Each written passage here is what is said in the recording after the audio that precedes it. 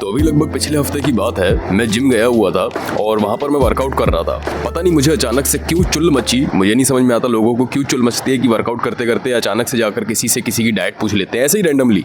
शांति से वर्कआउट नहीं कर सकते क्या? एनीवेज मैं भी गया। मैंने वहाँ पर एक बंदा वर्कआउट कर रहा था, काफ़ी मोटा तगड़ा सा दिख रहा था, अच्छे मोटे मोटे उसके हाथ थे, थोड़ा पेट निकला हुआ था।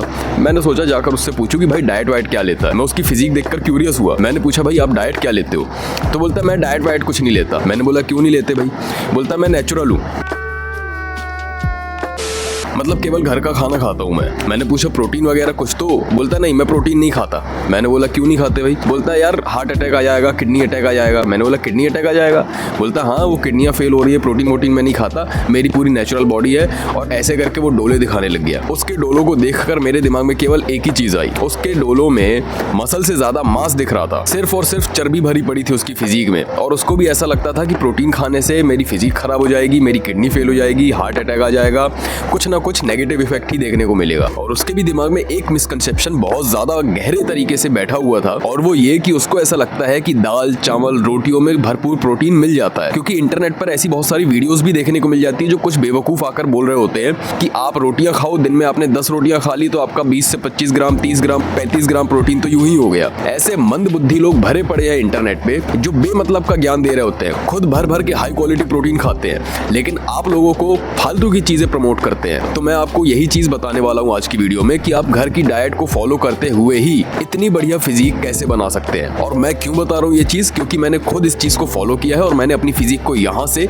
यहां तक पहुंचाया है। इसीलिए भाई मुझे थोड़ा बहुत नॉलेज तो है कि मैं क्या चीजें आपको बता सकता हूं और आप उसको फॉलो करके अपनी फिजिक को कैसे बेटर कर सकते हो। तो अगर अभी तक आपको भी ऐसा लगता था कि आप सिर्फ घर का खाना खाकर ही प्रोटीन कंटेंट पूरा कर सकते हो या फिर अच्छी फिजिक बना सकते हो, तो इस मिसकंसेप्शन से थोड़ा सा बाहर निकलो और इस वीडियो को एंड तक जरूर से जरूर देखना। सबसे पहले बात करते हैं कि हमारे शरीर के लिए प्रोटीन क्यों इतना ज्यादा जरूरी है। अब इस चीज के ऊपर आपको बहुत सारी वीडियोस देखने को मिल जाएंगी कि प्रोटीन जरूरी क्यों है, लेकिन मैं आपको एक सिंपल सी चीज बता देता हूं कि जब हम डेली बेसिस पे फिजिकल एक्टिविटीज कर रहे होते हैं, जिम कर रहे होते हैं, तो हमारे शरीर को प्रोटीन जरूरी होता है। क्योंकि प्रोटीन हमारे शरीर के लिए एक तरीके से फ्यूल का काम करता है, जो हमारे शरीर में जाने के बाद हमारे शरीर के जो ग्रोथ हार्मोन्स होते हैं उनको स्पाइक करता है, उनको ग्रोथ प्रोवाइड करता है, जिसकी वजह से हमारी मसल्स बढ़ती है और हमारा शरीर देखने में अच्छा दिखता है और अंदर से भी बहुत ज्यादा हेल्दी होता है। ये बेसिक डेफिनेशन हो गई। अब बात करते हैं कि ऐसे कौन से फूड्स हैं जिसको आप डेली बेसिस पे ऐड कर सकते हो अपनी डेली डाइट जो भी आप खा रहे हो उनके साथ में, जिससे आपका प्रोटीन कंटेंट भी पूरा होगा और आपकी फिजिक भी अच्छी बनेगी और आप हेल्दी भी रहोगे। देखो सबसे पहली चीज है कि आप कॉम्प्लेक्स कार्बोहाइड्रेट से जितना ज्यादा दूर रहोगे उतना आपके लिए अच्छा है। कॉम्प्लेक्स कार्बोहाइड्रेट्स क्या होते हैं? आटा, चावल या फिर मल्टीग्रेन्स, ये सब जो है कॉम्प्लेक्स कार्बोहाइड्रेट्स में आते हैं। कॉम्प्लेक्स कार्बोहाइड्रेट्स का क्या मतलब होता है कि आपके शरीर में जाने के बाद उसे आपको डाइजेस्ट करने में पूरे शरीर की जान लग जाएगी। इसीलिए आपने कई बार नोटिस किया होगा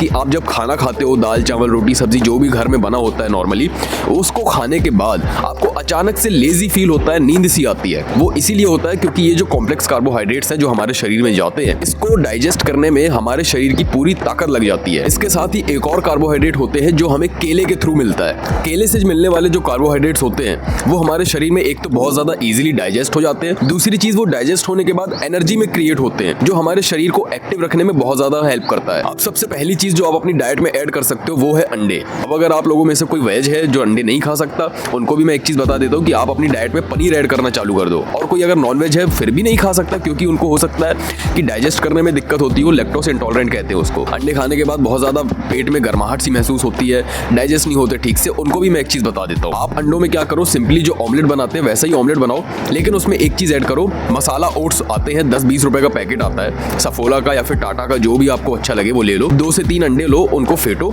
उसमें ओट्स डालो और उसको फिर से दोबारा से फेंट के उसका ऑमलेट बना के खाओ। ना आपको कोई मसाला डालने की जरूरत पड़ेगी, ना आपको कोई नमक ना मिर्ची कुछ भी नहीं, और ये आपका ब्रेकफास्ट इतना ज्यादा हेल्दी और इतना ज्यादा टेस्टी होगा कि आप डेली खाओगे तो बोर नहीं होगे। और जो अंडे खा सकते हैं, मैं आपको सजेस्ट करूंगा भाई कि अगर आप दिन के 10 से 12 अंडे खाकर डाइजेस्ट कर सकते हो तो भाई आपके लिए वो स्टेरॉइड्स का काम करेगा। मैं अभी पर्सनल बेसिस पे डेली के 12 अंडे खा रहा हूँ, 6 सुबह 6 शाम को, उसके बाद बीच में 6 केले और साथ में सोया चंक्स खाता हूँ। दोपहर में जो थोड़ा बहुत दाल चावल बने होते हैं वो थोड़ा सा 1 कटोरी ले लेता हूँ मैं, इससे ज़्यादा नहीं लेता। मुझे सफिशिएंट अमाउंट में प्रोटीन भी मिल जाता है, हाई क्वालिटी वाला। मुझे सफिशिएंट अमाउंट में कार्बोहाइड्रेट्स भी मिल जाते हैं जो मेरे शरीर में जाकर मुझे लेजी फील नहीं करते। इसके साथ ही केले मुझे ऐसी एनर्जी प्रोवाइड करते हैं जो जिम में जाकर मुझे अच्छे से वर्कआउट करने में हेल्प करता है। दूसरी चीज जो आप अपनी डेली डाइट में ऐड कर सकते हो मेरे भाई, सोया राइस। मैं सच बता रहा हूँ, सोया की थोड़ी सी बायोअवेलेबिलिटी भले कम होती है, लेकिन आप अपने एक चीज दिमाग में ये चीज बैठाओ कि सोयाबीन खाने से आपको कभी भी गायनो जैसी प्रॉब्लम्स नहीं होंगी।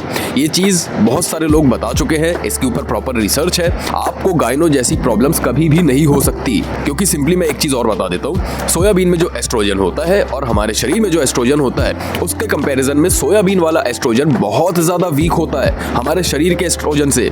इसीलिए अगर वो हमारे शरीर में जाकर हमारे एस्ट्रोजन के साथ छेड़छाड़ करेगा भी तो भी वही मात खाएगा, क्योंकि वो कुछ बिगाड़ नहीं सकता हमारा। इसकी वजह से अगर आप 100, 150, 200 ग्राम भी सोया डेली खा रहे हो तो भी आपको गायनो जैसी प्रॉब्लम्स नहीं होंगी। हाँ, एक चीज हो सकती है कि हो सकता है आपको थोड़ी सी गैस वैस बने, इससे ज्यादा कुछ भी नहीं होगा। मैं पर्सनली भाई 80 ग्राम सोयाबीन 80 से 100 ग्राम डेली खाता हूँ अपनी डाइट में ऐड करके। और अगर आप इसको चावल के साथ खा सकते हो तो मैं गारंटी दे सकता हूँ कि भाई आपको डाइजेशन की प्रॉब्लम्स शायद ना ही देखने को मिले, क्योंकि मैं खुद पर्सनल बेसिस पे खा रहा हूँ। मैंने जब से सोया राइस खाना चालू किया है मुझे सोयाबीन खाने के बाद डाइजेशन के इश्यूज नहीं हो रहे हैं। पहले जब यूं ही खाता था तो कभी कभी हो जाते थे, लेकिन अभी फिलहाल में मुझे कुछ भी नहीं हो रहा है ऐसा। और फिर भी अगर आपको भरोसा नहीं है तो ये देख लो मेरी फिजिक। ये फिजिक तब की है जब मैं अंडे नहीं खाया करता था, ज्यादातर मैं सोयाबीन खाया करता था और मुझे गायनो जैसी कोई भी प्रॉब्लम नहीं हुई है। इसके बाद आखिरी और सबसे इंपॉर्टेंट पॉइंट वो है कि अगर आप वे प्रोटीन अफोर्ड कर सकते हो, अगर आप इतना मंथली कमा लेते हो कि आप अगर वे प्रोटीन खरीदना चाहो तो अपने पैसों पे खरीद सकते हो, तो प्लीज वे प्रोटीन खरीद लेना,